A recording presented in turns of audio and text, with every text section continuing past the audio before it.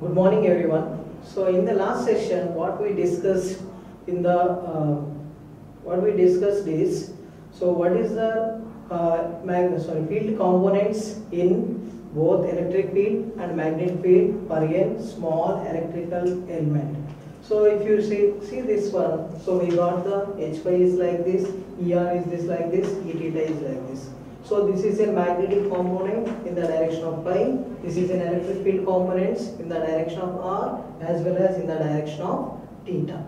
So from this, so we have the two more components in each field. If you observe this one, here we are having the two terms, here we are having the two terms, here we are having the three terms. Now, what is the significance of these terms? I am going to explain now. So if you observe the first one, that is H phi, that is a magnetic field component in the direction of pi.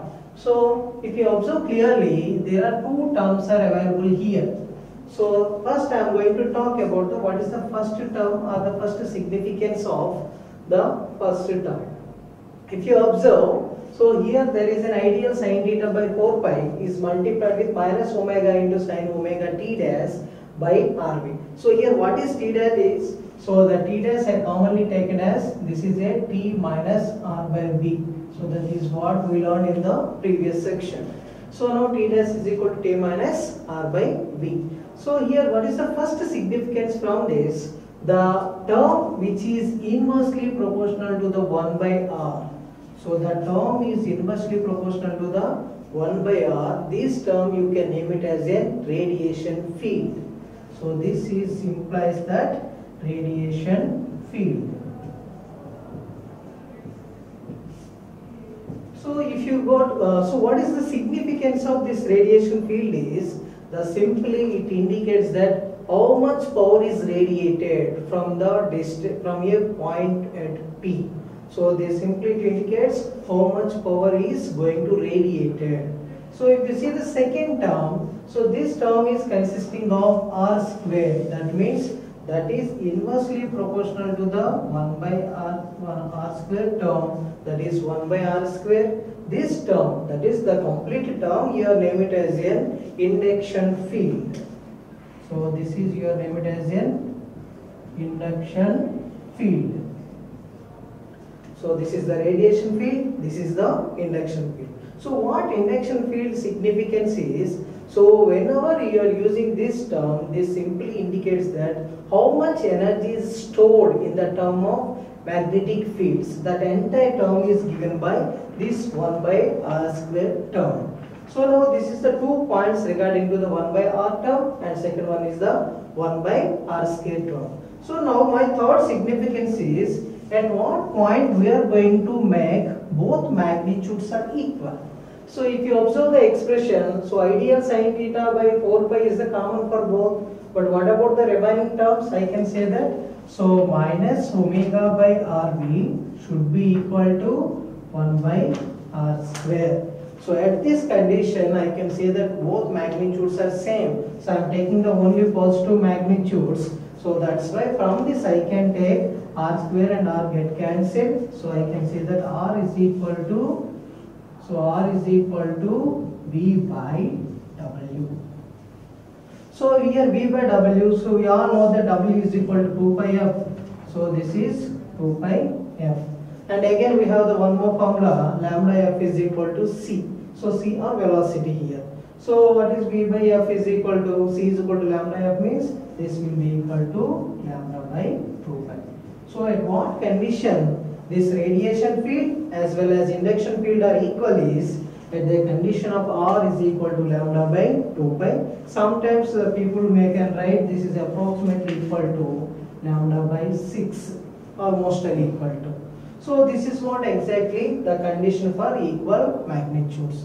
But now again my point here is, if you observe 1 by r term and 1 by r square term, so both are giving the both magnitudes, same magnitudes at a particular condition r is equal to lambda by 2 pi. But here, so what is the significance of exactly radiation field is, if r is very small suppose, that means these r values are very small. That is what our field, that suppose this is an element here far away at a distance of r. that R is very small. That means what? The R is close to the our electric element. So there is a small element, right? What we discussed earlier. So from here to here, R is very small. Then what will happen is this term is going to be dominate. That means what? Induction field is going to be dominate instead of radiation field. So that is the problem. So whenever you are going for the very close distances, here the second term is dominating. That means the energy stored term is dominating instead of energy radiating term. So now you can also name it this radiation field. If suppose if here again R is again very far away from the element, suppose here R is moving towards very far distances, and that condition what will happen? R square term again diminish. So we have the only radiation field. So you can also name it this one as a far field. So at that particular long distances, it will only act and the remaining term will become vanish. So now that is also one of our significance. If you go for the next one, suppose at steady states, suppose that all currents are constants. At that particular time, what will happen to this is that I can name it as a point number 4. So at the steady state conditions, what will happen here is the radiation field is vanish. So the radiation field is absent. At what conditions? For steady state currents.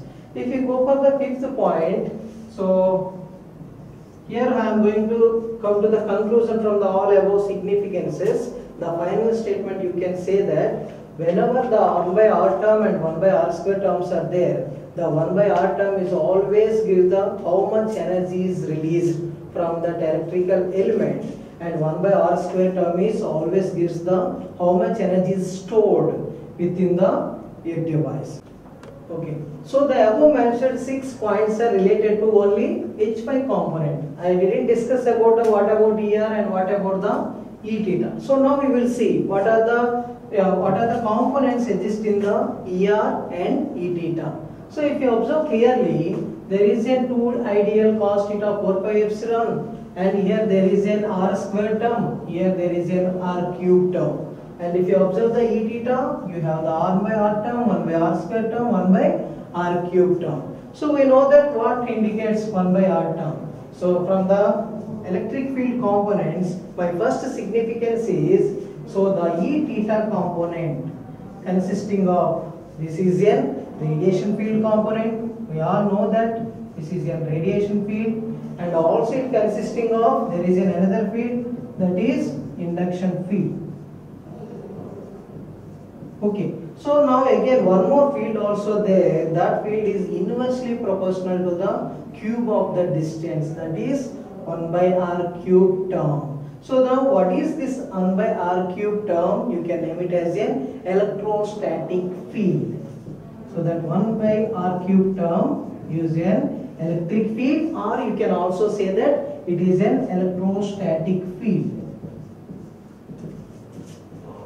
So now again if you observe the second significance, that is from the ER.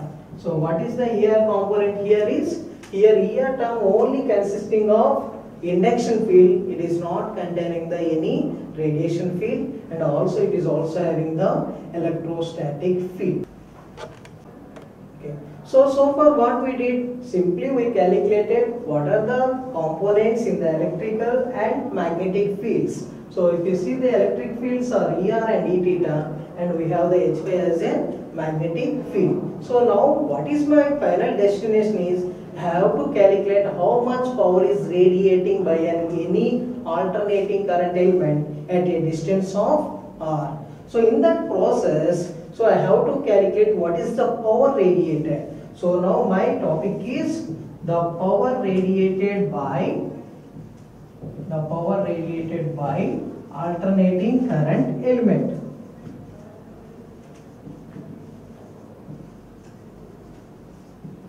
Alternating current element. So if you observe this one, what is the power? So if you have the electric field components and magnetic field components, now how we are going to derive how much power it is radiated.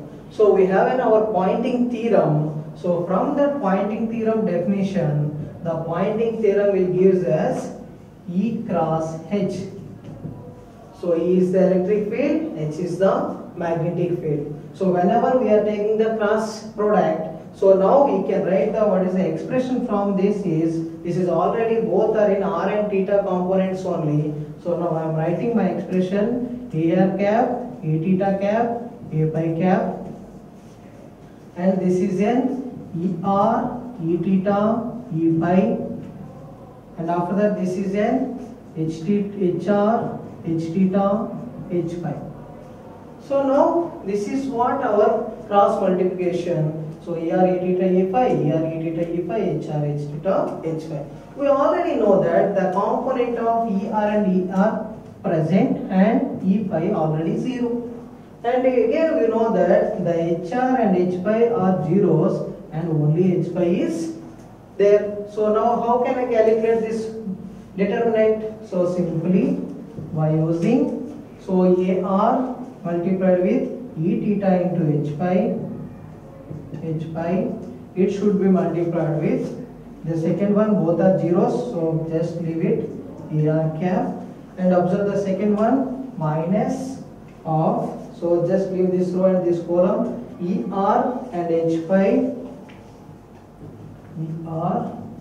pi, this is an a theta component. And what about the fi component? This is also 0, this is also 0, so entire term get vanished. So if you observe this one, here it is an e theta h pi ar cap, er h pi a theta cap. So from this I can also write my p is n simply pr into ar cap plus p theta into a theta cap plus p pi into a pi cap. So just observe the both sides, I will get the only two terms, that is ar is present and the second one is a theta is present. So from this, what is my conclusion? The power radiated per unit area, what it is exactly giving from the Poynting theorem is the power radiated per unit area. I am going to take now. So here I am having the PR term in the r direction, I am having the p theta term in the theta direction. So from this I can write my PR is equal to e theta into h pi, and the second one is p theta is equal to minus er into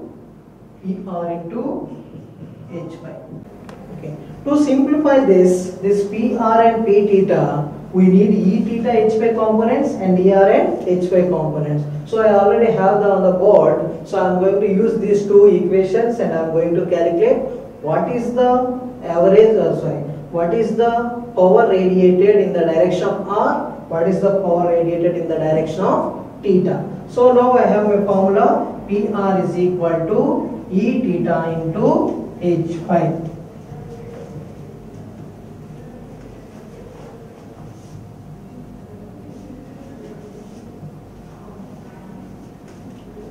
So now PR is equal to e theta into h pi. So just I am substituting both equations at a time. So what is e theta we have in our hand? That is simply ideal sin theta by 4 pi epsilon is multiplied with minus omega sin omega t dash by v square into r plus cos omega t dash by v into r square plus sin omega t dash by w into r cube is again multiplied with what? H pi.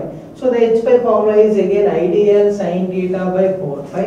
So for my convenience I am writing the same expression, ideal sin theta by 4 pi is multiplied with, simply the remaining terms are minus omega into sin omega t dash by r into v plus cos omega t dash by r square. So now this is what the PR, power radiated in the direction of r. So the ideal sin theta 4 pi epsilon, and it should be multiplied with minus omega this one r term and r square term, r cube term, and h phi is ideal sin theta by 4 pi minus omega sin r term and also cos omega t by r square term. So now I am going to do the simplification from this multiplication.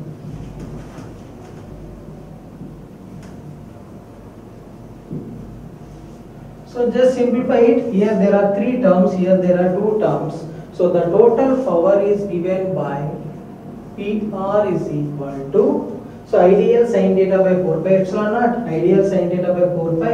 So here total, so I am writing the square. So simply I can write ideal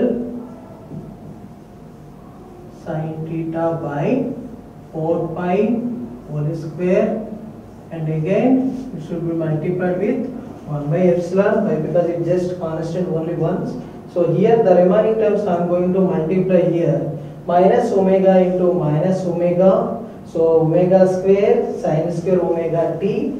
So I can simply write, okay, so now 1 by epsilon minus omega into omega, omega square into sin theta sin square of omega t dash by, here v square r, here into r, r square, that means v cube into r square.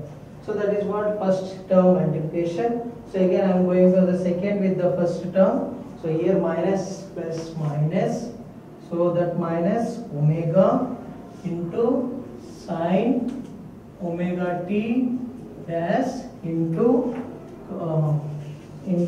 cos omega, see omega also there, so omega into cos omega t dash by r into r cube, this is v square, so v square into r cube, so v square into r cube. Again second term with is this second term